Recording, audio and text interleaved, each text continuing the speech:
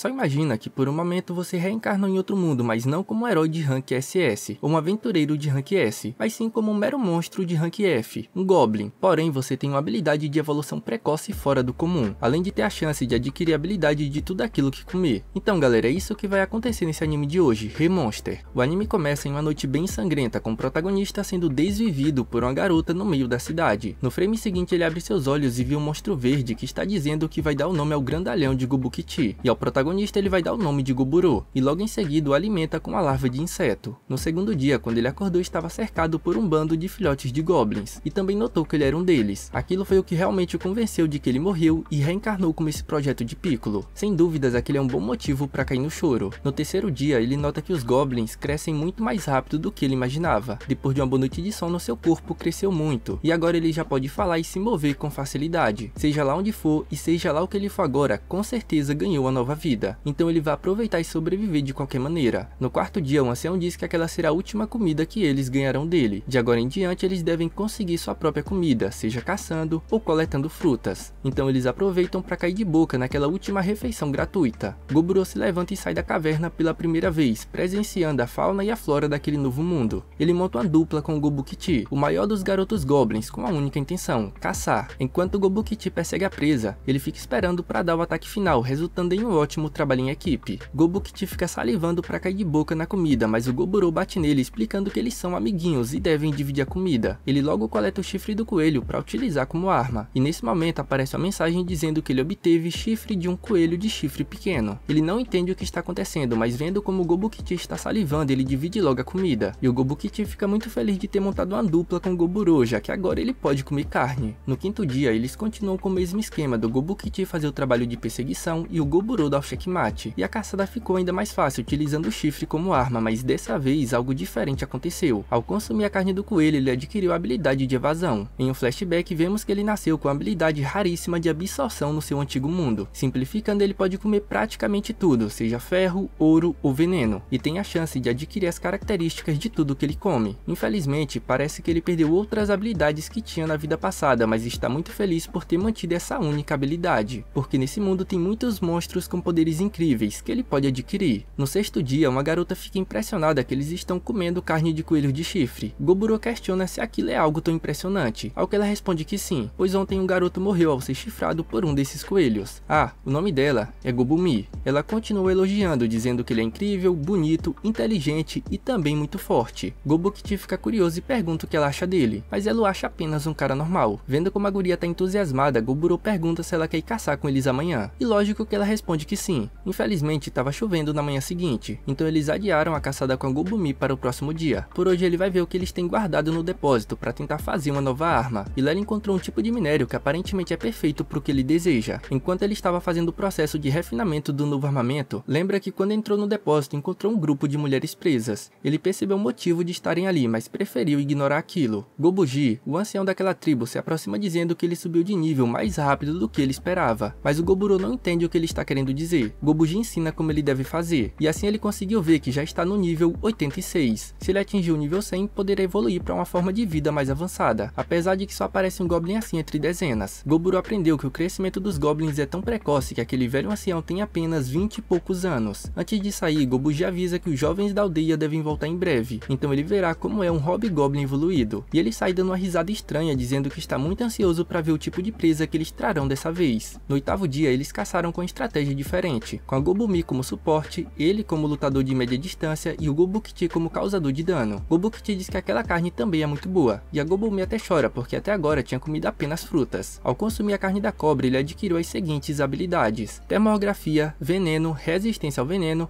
e percepção mal olhado. Gobukichi pergunta se ele pode comer a cabeça da cobra, ao que o Goburo responde que não, pois é venenosa e ele morreria se comesse, mas ele pode comer já que tem resistência a veneno. No dia 9 e 10 eles prepararam seus equipamentos e fizeram a caçada habitual. Já no 11º dia eles cometeram o erro de explorar uma caverna por pura curiosidade, e logo foram atacados por um bando de morcegos, mas utilizando a habilidade mal olhada e com trabalho em equipe, venceram facilmente aquelas pequenas criaturas. Fora da caverna, Gobukichi comenta que aquela habilidade do Goburo foi incrível. Ao comer a carne do morcego, obteve um novo conjunto de habilidades: ecolocalização, vampirismo e vampiridão. Enquanto isso, eles estavam sendo observados por outro grupo de goblins. No 12º dia, durante uma noite de lua vermelha, Ele foi emboscado enquanto dormia, mas ele percebeu graças à habilidade de percepção que estava ativada o tempo todo. E bom, ele bateu em todos eles, e um até morreu por conta do veneno. Gobumi acorda durante a confusão e depois de descobrir o que estava acontecendo, aplica um castigo neles. No dia 13 eles fizeram uma caçada perigosa, claro, perigosa pro orc que mal conseguiu revidar com aquele trabalho em equipe, sendo rapidamente imobilizado e desvivido pelo Goburo. Ele ainda estava preocupado com o ataque que aconteceu na noite passada quando encontrou aquele orc, que se tornou a sua primeira presa do dia. Como sempre, ele adquiriu as habilidades líbido, linguagem orc, detectar e analisar. Para evitar que o acontecimento da noite passada volte a acontecer novamente, ele leva o que sobrou da caçada de hoje para dividir com todos. No mundo anterior, ele nunca teria cogitado em ajudar os indefesos dessa maneira. Talvez não seja apenas sua aparência de Piccolo, algo a mais pode ter mudado desde que ele chegou ali. Mais tarde naquela mesma noite, enquanto dormia, apareceu uma mensagem informando que seus valores de nível foram excedidos. Agora que as condições especiais foram cumpridas, ele pode evoluir para a variante Hobgoblin, mas ele estava tão cansado que não dá tanta importância e apenas confirma que sim. No final apareceu a mensagem avisando que o Goburo recebeu a benção do grande deus da conclusão e origem. No 14º dia, ele acorda sentindo que seu corpo está um pouco diferente, e ao olhar o reflexo na sua arma, nota que está com a mesma aparência que na vida anterior. O Gobukti também passou pela mesma evolução. Gobumi até comenta que eles ficaram mais bonitos e maiores. O ancião fica surpreso que eles já subiram de categoria, sendo que não faz nem um mês desde que nasceram. Gobukti quer testar a força que tem agora, mas ao invés de uma caçada habitual, ele quer lutar contra o Goburo. Eles trocam alguns golpes, mas o Goburo se mostra mais habilidoso e ágil que o Gobukti, ganhando aquela disputa sem muita dificuldade. Porém, em termos de força, o Gobukti realmente tem vantagem, mas uma luta não se trata apenas de força bruta. Ele escuta o uivo de um lobo e diz que tem um problemão chegando, então pede para Gobumi pegar a besta que fizeram no outro dia, enquanto que nesse momento a alcateia de lobos está caçando coelhos de chifre e todo e qualquer ser que encontrarem pelo caminho, até mesmo o pobre coitado do orc, que até agora só se lasca nesse anime. Mas aqueles inimigos era realmente o que o Goburo estava precisando para testar a força da nova evolução deles. Ele dá o sinal e a Gobumi atira, atingindo o líder da alcateia. Ele e o Gobukti partem em uma luta frontal contra os lobos. Usar o seu veneno nas flechas da Gobumi realmente foi a decisão certa. Sem o líder da alcateia, os lobos negros acabaram ficando bem desnorteados, o que deixou aquela luta bem easy. Depois de derrotarem todos os lobos, o líder da alcateia se levanta novamente, mas foi apenas uma última tentativa, já que ele morreu devido ao veneno. E a primeira coisa que o Goburo fez foi devorar o líder da alcateia, adquirindo as habilidades Caça Selvagem, Armadura de Couro e Ordem. Ele retorna à caverna com a caçada de hoje, dizendo que eles podem comer, mas devem caçar e devolver na mesma proporção que comerem. Os goblins acabam ficando preocupados de como fariam aquilo, já que vários deles nem conseguem caçar a própria comida. Mas eles aceitam, pedindo pro Goburo ensinar eles a caçarem. Ele concorda de ensinar aqueles que não sabem caçar e se precisarem de armas, ele também pode ensinar como fazer. Afinal, todos eles são companheiros. Eles agradecem e gritam o nome do Goburo. Ele não sabe se é o efeito da habilidade Ordem que ele aprendeu ou outra coisa, mas naquele momento foi como se ele pudesse ver em sua mente o caminho que ele quer seguir naquele mundo. Ele vai comer, comer e continuar comendo para ficar cada vez mais forte e liderar seus companheiros. No 17º dia, os goblins continuam treinando e apesar de já terem se passado alguns dias, eles ainda têm muito o que melhorar. Dentro da caverna, ele vê que a Gobumi também evoluiu para Hobgoblin. Ainda no 17º dia, ele acorda o Gobuji dizendo que algo terrível aconteceu. O ancião lamenta, ainda não acreditando que todas as mulheres humanas morreram. O Goburo acredita que elas devem ter feito aquilo porque perderam todas as esperanças. Foi por esse motivo que ele deu o frasco com veneno, para elas escolherem se queriam continuar vivendo daquela forma ou partir dessa para melhor. Com time skip direto pro dia 26, vemos que o treinamento dos goblins continua. Enquanto isso, Goburo comeu vários inimigos promissores, adquirindo muitas novas habilidades. Durante o treinamento, ele vê que outro grupo de goblins está se aproximando da vila e ligeiramente entra em posição de combate, mas o Gobuji intervém avisando que eles não são seus inimigos. Eles são um grupo de incursão, em outras palavras, são o pai da geração mais nova, da geração do protagonistinha. Gobuji fica feliz em ver que Hobuken está de volta, e ainda com espólios tão promissores. Aquele grupo de mulheres humanas parecem bem saudáveis, e chegaram em boa hora agora que perderam o lote anterior. O DNA dos goblins é tão forte que o acasalamento com outras raças ainda leva ao nascimento de goblins. O Goburo até entende o instinto de reprodução, mas não significa que ele fique bem com aquilo. Por esse motivo ele se aproxima do Hobuken e pede para cuidar daquelas mulheres humanas. E claro que o Hobuken não gostou da proposta do Goburo, o que leva ao atrito entre o líder da geração mais velha velha e o líder da geração mais nova. Só que duas garotas aparecem apaziguando a situação, dizendo que não querem acabar no meio de uma briga interna. Elas são a Robusato e a Robusei, a maga. Então, a Robusato propõe um duelo entre os dois líderes de cada geração, e o vencedor se tornará o líder da aldeia. Ambos concordam com o duelo, e bom, Goburo ganha com facilidade, deixando todos impressionados com sua habilidade de teia de aranha. Aquilo torna ele oficialmente o líder da aldeia, questionando se alguém tem algo a dizer, mas todo mundo aceita. Ele leva as mulheres pro depósito, e diz que avisou aos outros que não devem tocar nelas. Ele também não pretende fazer nada e cuidará de todas, além de que um dia pretende devolvê-las a uma cidade humana. A Ruivinha desconfiada pergunta o que elas precisam fazer por ele, mas ele não quer nada demais, ele só quer o conhecimento humano que elas têm. Após um tempo ele descobre que elas faziam parte de um grupo de comerciantes, e foram atacadas durante a viagem pelo grupo de goblins. Todos os homens foram mortos, e as 5 são as únicas sobreviventes. No dia 28 ele nota que elas estão melhor, não que tenham superado a situação, mas sim que aceitaram que é melhor encarar tudo de uma maneira positiva. Ele tentou cozinhar para elas com os ingredientes e utensílios que estavam entre os espólios. Os humanos não evoluem como os goblins, mas em troca têm uma variedade de ocupações. A Ruivinha corajosa é uma aventureira novata, a garota de óculos é uma alquimista, as irmãs são cozinheira e alfaiate, e a garota sossegada é uma avaliadora e ferreira. Nos dias seguintes, em vez de caçar, ele se concentrou nos exercícios em grupo e também em ensinar as novas regras que estabeleceu. Como no dia 31 estava chovendo muito, ele e o Gobukti fizeram um duelo de treinamento bem sério. Mais tarde, durante a noite, ele escutou os goblins combinando de atacarem as mulheres humanas. E bom,